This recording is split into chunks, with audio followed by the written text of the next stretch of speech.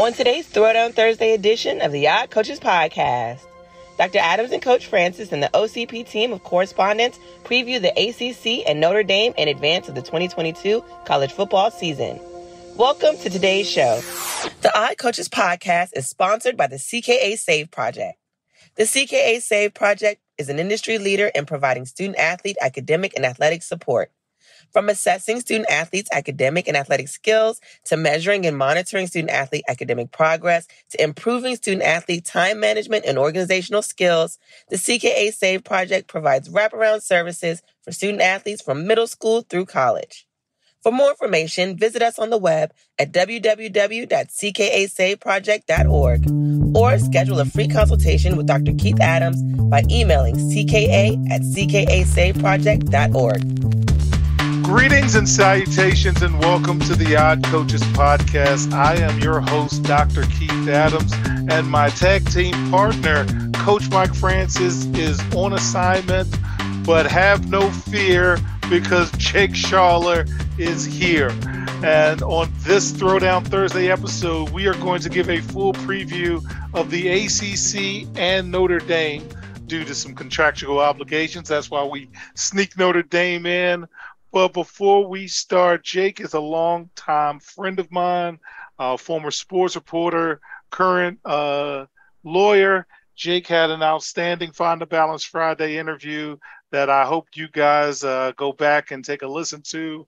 And this has been a dream of mine because Jake used to allow me on his shows and segments, and now Jake is on the Odd Coaches Podcast then as our official Notre Dame correspondent. Jake, how are you, man? I'm good, Keith. It's good to see you, man. Good to talk. Always happy to mix it up and talk a little sports with you, man. It's fun. All right.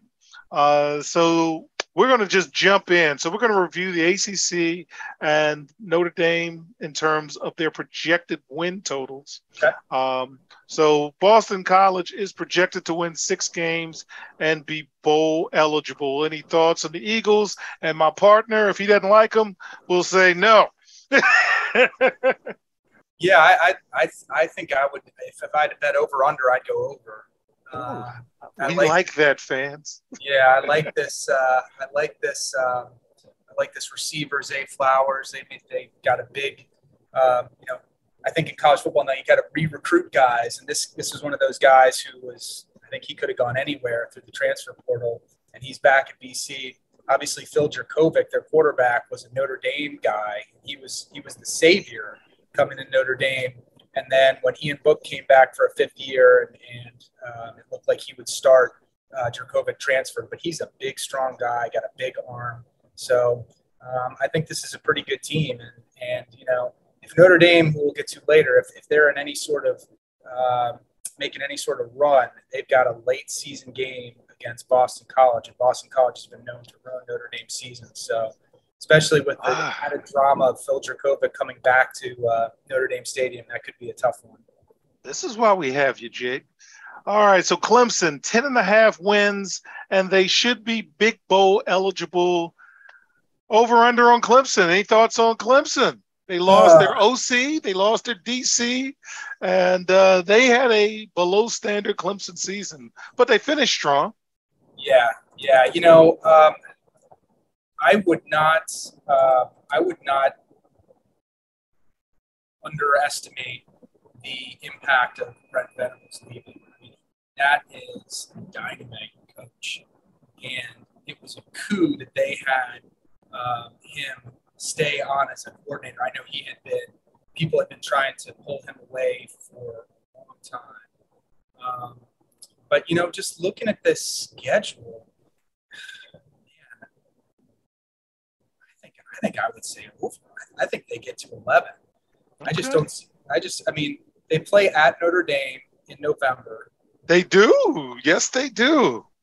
So, that's a tough one. But, Georgia Tech, Furman, Louisiana Tech, Wake. These are all games they can and should win. All right. I'm going to go over two despite my disdain at times for all shucks. Okay. All right. Duke, 3.5 wins. They hope to be in the bowl. Any thoughts on the Blue Devils football team? I have very few thoughts on the Blue Devils football team. I'd be lying if I said I wasn't up on the Devils. Although I did go see Notre Dame play Duke in 2019 at their stadium. It's a very nice stadium, and I had a nice time. So. All right, and that's good enough. And I just left Duke's campus. I had a chance to spend 3 days in Durham, North Carolina at a conference, and Duke's campus is a little tight, and you can't get to places. It's all kind of bolted off, so didn't feel very welcomed as an outsider, but I'll digress. All right, Florida State, 7 wins, should be bowl eligible. Any thoughts on Florida State? Yeah, this is an interesting one. I could see them, I could see them winning. I'm just kind of looking over their schedule. I could see them winning 5 or 6. I could also see them winning 8 or 9. Florida State, you just got to wonder at what point they're going to turn it around. This is just keep waiting for it, and it doesn't happen. We keep waiting. I know. It just seems like a sleeping giant. And, last year, some of the losses they had, oh boy. But I think this team, they just can't be down for too long. Same with Miami. I think Miami's going to be back. But just looking at this one, I mean, they got some tough games on this schedule. They're playing at LSU. They've got Clemson. They've got Miami. They got their Florida. They've got their share of rivals on there. But, if they take care of business, they should win 7. All right, and should be bowl eligible. Now, Georgia Tech, they're projected to win 3.5 games. They hope to be bowl eligible. They are in year 2 or 3 of the transition from the Navy-style offense to a more traditional set. It's hard as blank to get into Georgia Tech as a student athlete. What are you thinking, man? Can Georgia Tech win 4 games? Or it's just going to be too hard? I guess it's possible. Like you said, I mean, it's tough from, that offense where they're running triple option under Paul Johnson for all those years. And honestly, I actually thought I'm a traditionalist, as you know. I always think that there's a place somewhere for the old triple option, but college football. But I think this is a program that probably still it's quite a bit of ways to go. All right. Louisville is projected to win 6 games and be bowl eligible. Right. Any thoughts on the Cards? Yeah, I think certainly bowl eligible and maybe over. I think this program is really on the way up. They've got a new offensive coordinator who came from Notre Dame. Their recruiting has been just unbelievable lately. I think they landed one of the top prospects from I think he was running back. I can't remember, but I think Scott Satterfield's a really good coach. I think this is a program that's on the way up. All right, we got the U. 8.5 wins, should be bowl eligible. Brand new coach, Mario Cristobal. The transfer portal was pipping and popping for them. But can Miami win 9 games, Jake? Well, as much as I dislike the Canes being a Notre Dame guy, I think they can. I think Cristobal is a pretty good coach. This is like Florida State, man. There's so much talent in Florida, and Miami is just going to get it turned around at some point. Like, it's just going to happen. I don't know if this is the year. They got A&M scheduled this year, Clemson. But this is they should be in the mix with all these teams. All right, now. Selfishly, again, I said I spent 3 days last week in the Durham area and Chapel Hill. I spent some time with the North Carolina football program. They were gracious hosts. They my goodness, they rolled out the red carpet for myself and my wife. We got a chance to go to the Carolina Basketball Museum. Oh, if you haven't gone, you need to go because there's so much there. But now we're talking about football, and they're projected to win 7.5 games, should be bowl eligible. I'm thinking they can get to 8 or 9 if all things kind of slide into play. Any thoughts on Carolina? And again, thank you, Carolina football, for your kindness. Yeah. Nice place to visit. Love Chapel Hill. Love Timeout Chicken. Some of the places. I had Sunrise Biscuits. I had it. Okay. Wonderful. Right. Oh, congratulations, Sunrise Biscuits. You know how to make a sandwich. Yeah. And they've got Timeout Chicken there, or at least when I was there last time, they had the picture of Weber giving the timeout. So, man, that's typical. That's tough, but hey, it's what happened. So I think this is a very good team. There's always a lot of talent. Mac Brown seems to get the talent in. Gene Chizik now on the defensive side of the ball, and Charlton Warren, a former Air Force player and coach who I used to cover back in the day. He's a co-defensive coordinator, defensive backs. I think I agree with you, Keith. I think 8 or 9 wins, and also always some of the freshest uniforms. Man, I'm glad you brought up Gene Chizik, Jake. A couple of months ago, Mike and I did a segment on Gene Chizik's going back to North Carolina. He had got out of coaching, and it really resonated with both of us. As you know, I stepped away, and the article talked about his reasons for stepping away, reasons for coming back. And while I was able to visit the football facility, I got a couple of minutes in Coach Chizik's office, and we had a very positive, private conversation. He was very gracious with his time. So glad you brought that up. And we will transition to the folks in Raleigh, North Carolina State. 8.5 wins is the projection. Bowl eligibility is the projection. What do you think about the Wolfpack?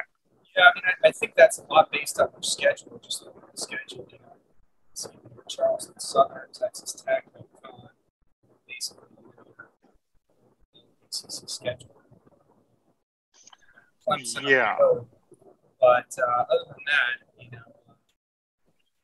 and the ACC's hoping NC State gets some of these wins because they need to bump up whoever's going to be in the top with some top 25 wins. So I'm sure they're rooting for them. Yeah, I think they can get there with that schedule. Okay, Pittsburgh Panthers, 8.5 wins, bowl eligible. I believe they got to the championship last year, but they lost their small hand quarterback. I don't know if that makes a big difference. And they lost their top wideout who transferred to USC. So I don't know where these 9 wins are coming from. Maybe you can help me find them, Jake. Yeah, I don't know either. I think I'm under on this one. And they've got a couple games in there that should be wins, but look, they play West Virginia to open. They got Tennessee on the schedule. They visit the U. I think this is. If I had to bet it, I might go under on this one. Yeah, and speaking of going under, they got Syracuse with 4 wins, and they hope to be bowl eligible. Again, I'm not seeing where the 4 wins are coming. Maybe you can help me. Yeah, no, I think this is a program that's going to need a little help. I think they're in a little bit of trouble right now. So this might be a little. Well, Virginia is next, and they have a projected 7 wins and should be bowl eligible. They're a part of the new coaching brigade, and if I am not mistaken, they got Clemson's OC from last year, and that's a great hire for them. So that's going to be a team that I watch. Brought a lot of energy to their recruiting and their preseason. Hopefully they're bowl eligible. Any thoughts on the Wahoos, Cavaliers? Yeah, I think obviously I think to me this quarterback is excellent. Notre Dame played at Virginia last year, went to the game, was injured. So we felt a lot better about that game because he wasn't there, but he is a good player, and I think this is a team that is certainly back on the way up. All right, one of the best environments to watch a football game, but their team's not very good right now. Virginia Tech, 6 wins, projected to be bowl eligible. Shout out to Stacy Smith, Virginia Tech super fan. What do we have going on at Virginia Tech? Yeah, new coach there, and I probably would go here. I guess Brent Fry used to be at Penn State, but he's got some work to do for that defense. And I think up front, they got some questions as well. So this is another team that's coming up. Transition. Now, this one surprised me. Wake Forest is projected at 8.5 wins and bowl eligible, and I didn't know Wake Forest got good at football. Did I miss something? And that's no slight to Wake Forest, but Tim Duncan ain't walking through that door. That's what I think about Wake Forest and Chris Paul. Yeah, look, they are defending Atlantic Division champs, and they've got a good offense. Sam Hartman, look back, I read they averaged over 40 points a game last year. So it's a kind of high-powered offense. They can ball throw around a bit. So, I think they'll be right in the mix. I'd probably be over on this one. All right, and then finally, our independent who hangs around. They got Notre Dame at 8.5, and as you are listening to the show, we're big fans of the hire. We're new member of the BCA. We're going to root hard. They always play people. Notre Dame always has a schedule that is a national schedule. But 8.5, I mean, they got USC, they got Clemson, they got a lot of heavy hitters coming up. What are you thinking, man? And take your time, sir. Yeah, boy, I mean, this is it's really interesting. I think I mentioned the last time I was on that I thought there was a little bit of, in Brian Kelly leaving, it kind of felt like there was a little bit of looking at what was coming down the pike. Because they've got Ohio State, as you said, they've got a tough BYU team. They're at North Carolina, and now they've got Clemson. And, of course, Southern Cal is just a totally different beast now. I mean, that was one of the things Coach Kelly kind of got a little bit lucky because he caught Southern Cal for about a 12-year period where they were up and down and mostly down. I'd like to think that they're over 8.5. I really hope so. I saw somebody the other day predict they had 5 or 6 losses. I think that'd be a disaster. But look, they've got a brand new head coach. And as much as I love Marcus Freeman, and I love Marcus Freeman, I couldn't be happier. The recruiting is off the charts. The players are so bought in. The alumni love, everyone loves him. But he hasn't coached. He hasn't been a head coach, and it's hard. I mean, as a coach, it's different when you go from being an assistant to being the guy. You're making the decisions. There's clock management issues. I mean, there's just so many things in game. Whereas when you go from being a defensive coordinator, you've got half the game to just kind of meet with your guys and not worry about what's going on.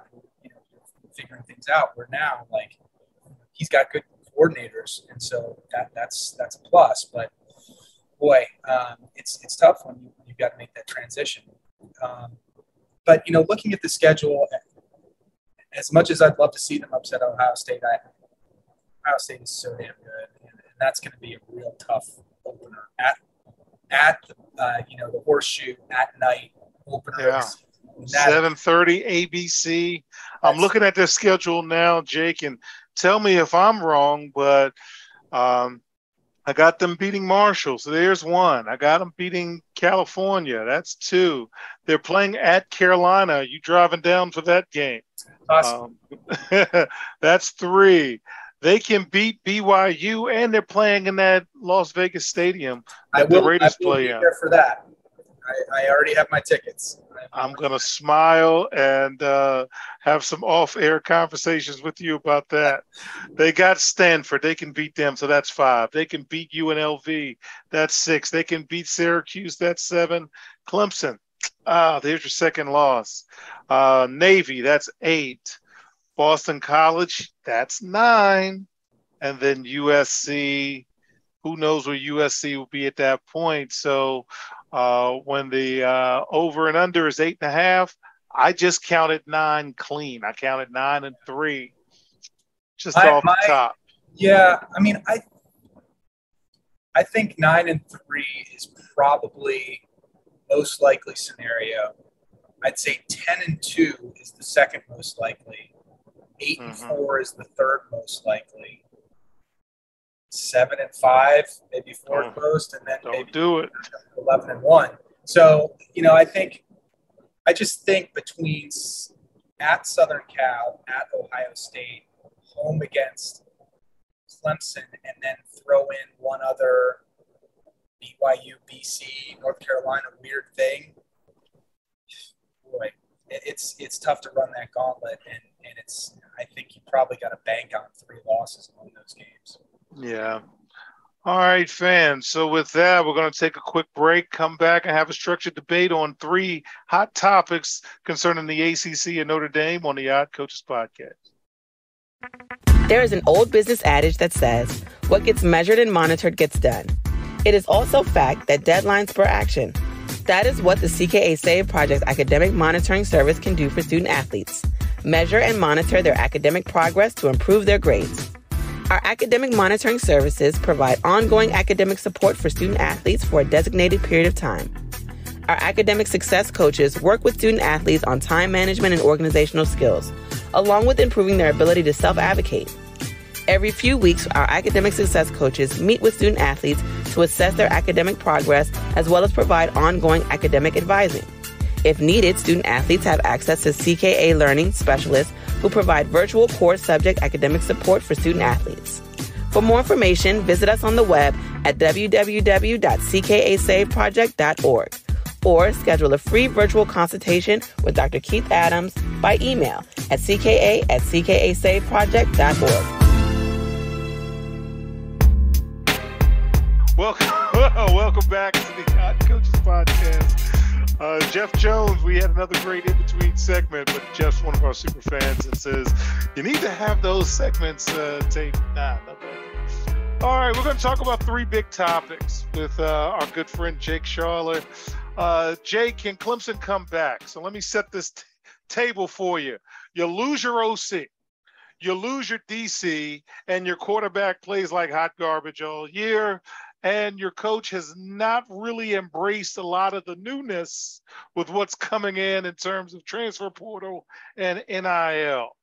But you're still Clemson, and you're still good. But I want to throw something else at you. Sure. The last 2 years when you've played out of conference in terms of the Big Ten and the SEC, you haven't really looked good. So can Clemson come back, or is this the beginning of the end of high-level dominance? What say you, sir?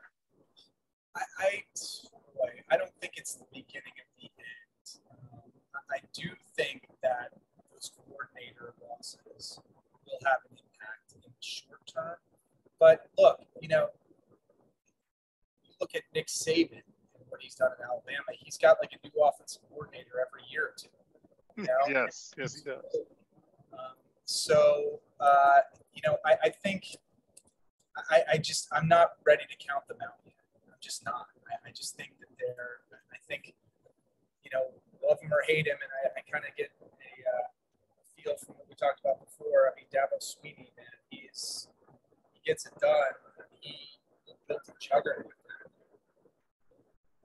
Looking at 24/7 recruiting rankings for 2023, Clemson 6. So they're still up in the mix. They got 2 5-stars. They continue to get these 5-stars in. I think the quarterback will be better this year. Ain't got no choice. Yeah. But when he came in as a freshman, I guess it was 2020, we played in South Bend.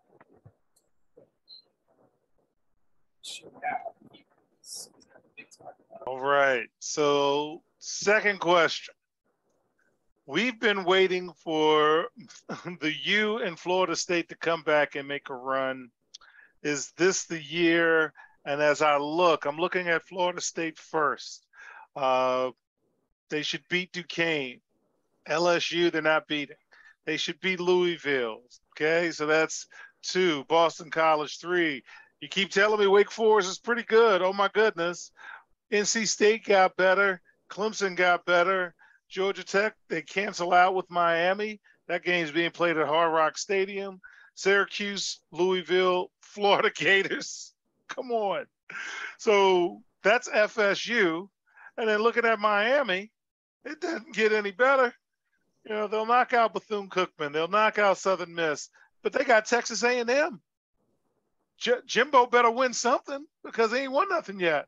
Middle Tennessee, North Carolina, Virginia Tech, Duke, Virginia. They can get on a little run. Florida State, they can get on a run. Georgia Tech, Clemson, and then Pitt. So between Florida State and Miami, you know, I'm thinking Miami's got a better shot at it. But what do you think? Yeah, I'd agree with you on that. I think they're going to get a little bit of a bump from the new coach.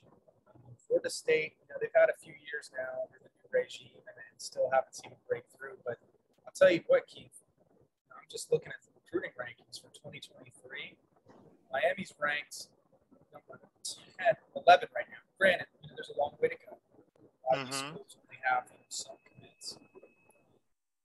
But Miami right now is ranked 11. Florida State is ranked 45th. Wow. Colorado, Kansas State, Kentucky, No. Rutgers, Wake, Arizona. I mean, I don't know how that happens. I don't know. But I'm thinking Miami has a chance to make an outside run and cause some problems. And Florida State will probably be in a secondary bowl, and don't bet on them. Yep, so the third and final piece of this segment, we're going to turn the floor over to you.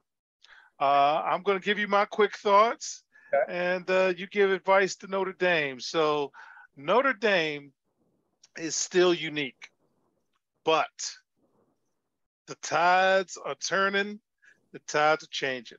Big Ten football is projected over the next few years to sign a television rights deal that gives each school $80 to $100 million annually. Wow. Yeah. The SEC is its own monster, and with Texas and Oklahoma coming in, you're not getting smaller. The ACC is steady, but it's kind of trying to hold on to relevance. And when they had their meetings, and it was proposed to have conference champions and then at-large bids, they blew that out of the way, and now they're kind of wishing they didn't, which is what we said on the show, always get the permanent, grab the bird in the hand. Big 12 is trying to hold on. They're getting some secondary schools, and we recommended that they go after secondary state schools like Arizona State, Oregon State, you know, things like that, because they're gonna treat them better. And then the Pac-12, oh man, they didn't read the room very well. So you're the Notre Dame guru. I gave you all of what's really going on. What would you advise for Notre Dame? Well, first of all, Keith, Notre Dame doesn't want to hear what I have to say. They never did. But I'm just kidding. Look, it's hard for me, and I think it's hard for a lot of Notre Dame fans to kind of,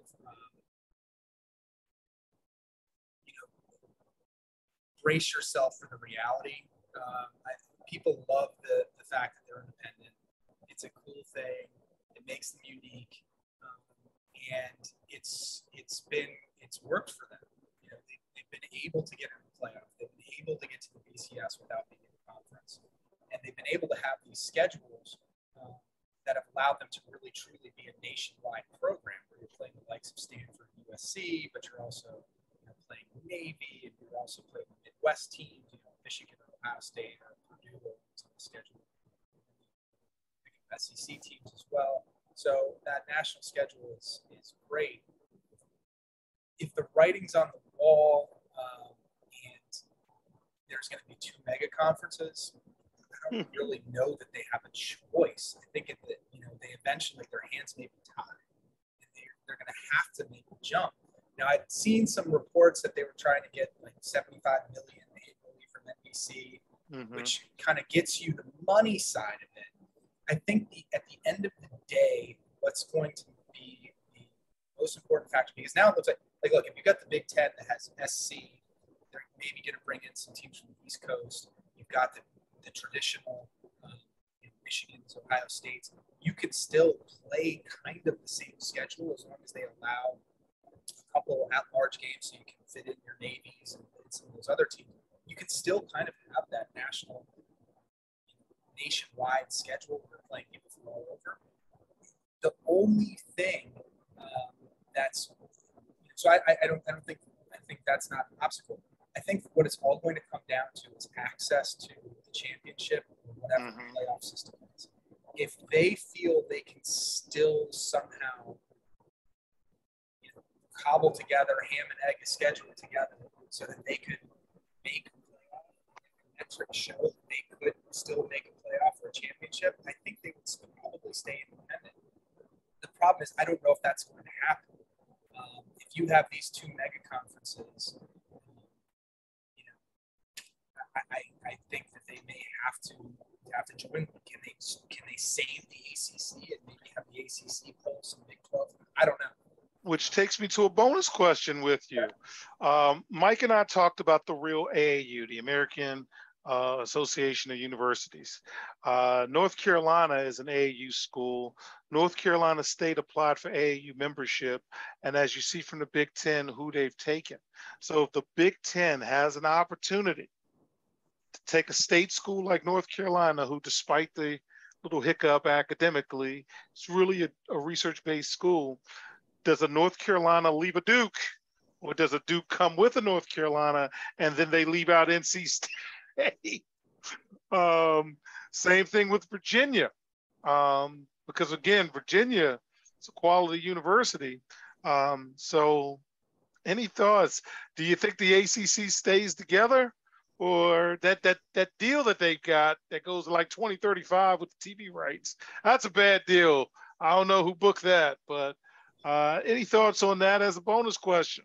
Yeah, I mean, I think they would need something. They would need something seismic to help them stay relevant long term in football. Something like a Notre Dame joining. I think if they got Notre Dame, then maybe they can convince some of the other big time schools. But boy, it sure as heck seems like Florida State, Miami, Clemson are just earmarked for the SEC. I've heard rumbles of Virginia maybe coming to this new Big Ten. I think unless you get a Notre Dame to stay or you somehow add Notre Dame. All right. So fans, in our final segment, it's all about bowls and making the best bowl matchups we can. Looking forward to talking bowls.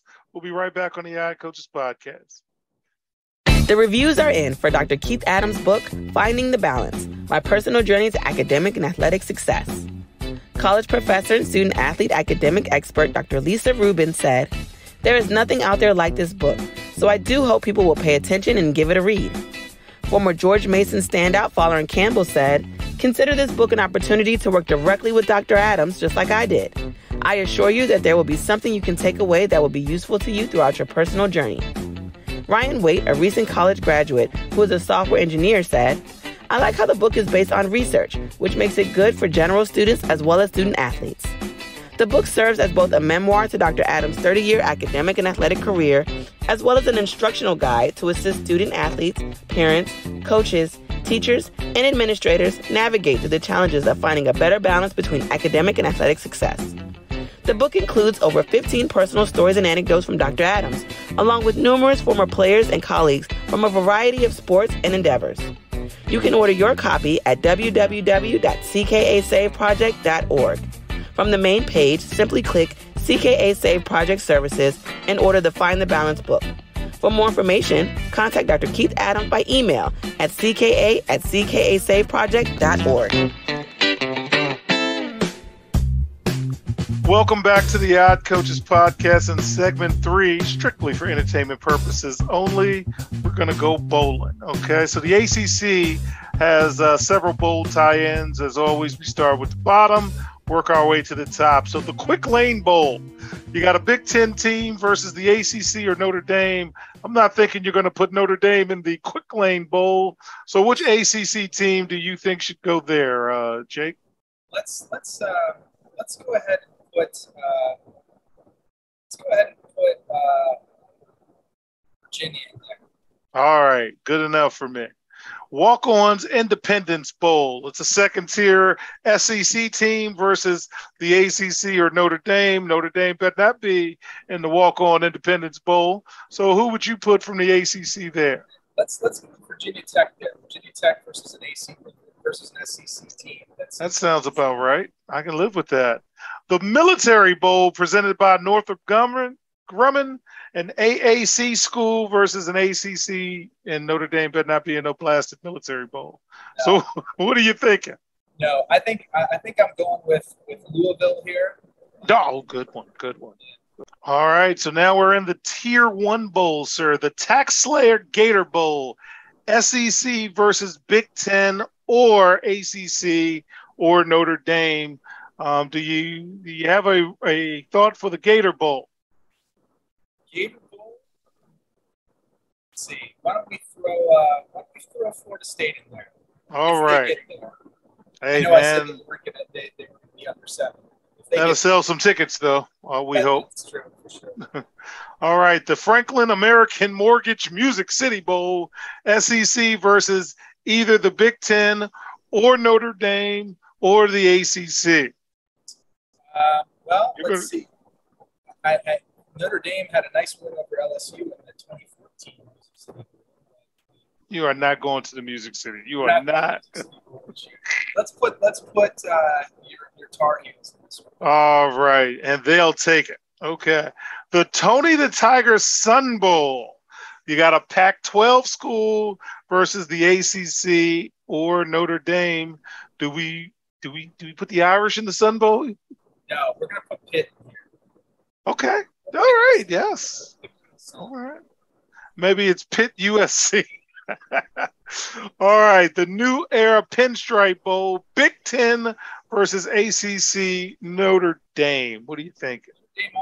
Can I skip one here? You can skip one. Go ahead. Skip that one. That's fine because it's our show. The Belk Bowl. I think that's in North Carolina. The SEC versus ACC Notre Dame. Maybe an NC State can go to that one. Let's put BC in there. That's fine. Nobody's going to scream. Heck, I thought you might want to put BC in a Pinstripe Bowl since it's in Yankee Stadium.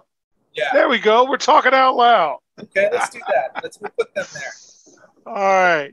So now we're at the big bowls, meaning the bowls you've heard of.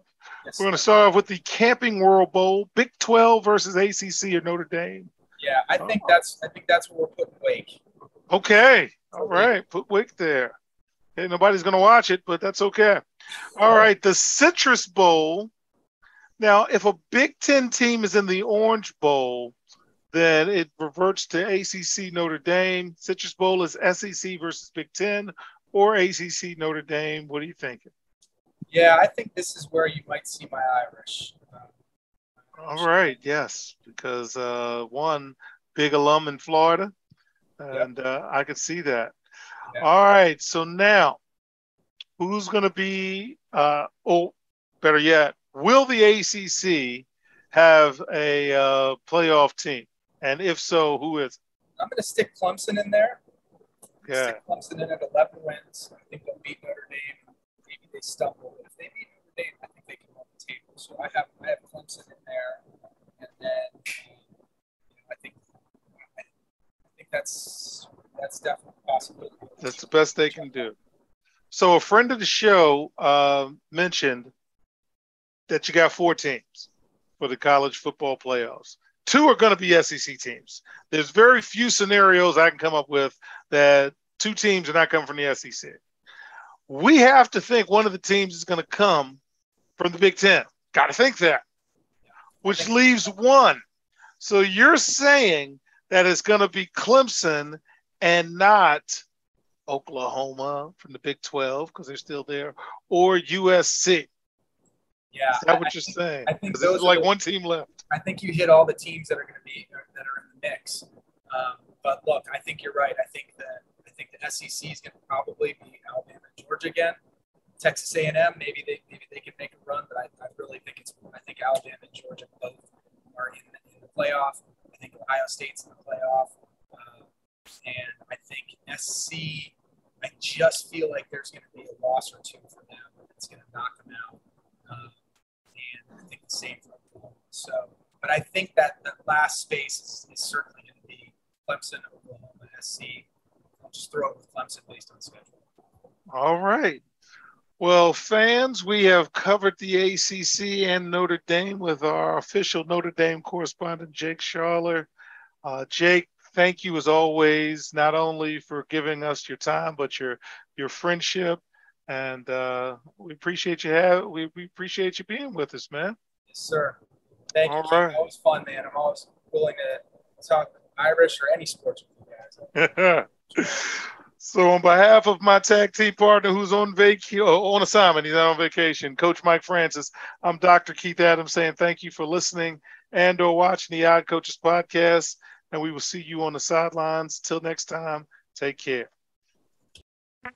There is an old business adage that says, what gets measured and monitored gets done. It is also fact that deadlines spur action. That is what the CKA Save Project academic monitoring service can do for student athletes. Measure and monitor their academic progress to improve their grades. Our academic monitoring services provide ongoing academic support for student athletes for a designated period of time. Our academic success coaches work with student athletes on time management and organizational skills, along with improving their ability to self-advocate. Every few weeks, our academic success coaches meet with student athletes to assess their academic progress, as well as provide ongoing academic advising. If needed, student athletes have access to CKA Learning Specialists who provide virtual core subject academic support for student athletes. For more information, visit us on the web at www.ckasaveproject.org or schedule a free virtual consultation with Dr. Keith Adams by email at cka@ckasaveproject.org.